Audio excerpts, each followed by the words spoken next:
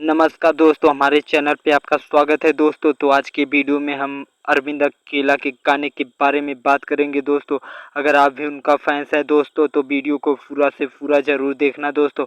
और चैनल पे नए हैं दोस्तों तो चैनल को सब्सक्राइब ज़रूर कर लेना दोस्तों, क्योंकि भोजपुरी का ऐसे ही सॉन्ग के बारे में हम लाते रहते हैं दोस्तों। कोई भी सॉन्ग है दोस्तों आने से पहले हम उसके बारे में बता देते हैं दोस्तों। तो हम बता दें दोस्तों, अरविंद अकेला का एक बहुत बेहतरीन सॉन्ग यूट्यूब चैनल पे हमें कुछ घंटों में देखने को मिल जाएगा, जो कि सारेगामा हम भोजपुरी चैनल पे आएगा दोस्तों।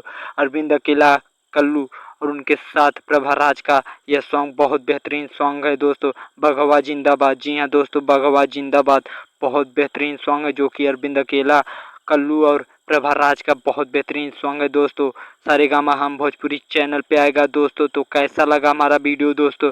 ऐसे ही वीडियो पाने के लिए दोस्तों हमारा चैनल जरूर से जरूर सब्सक्राइब कर ले दोस्तों। तब तक के लिए धन्यवाद। अगले वीडियो में मिलेंगे।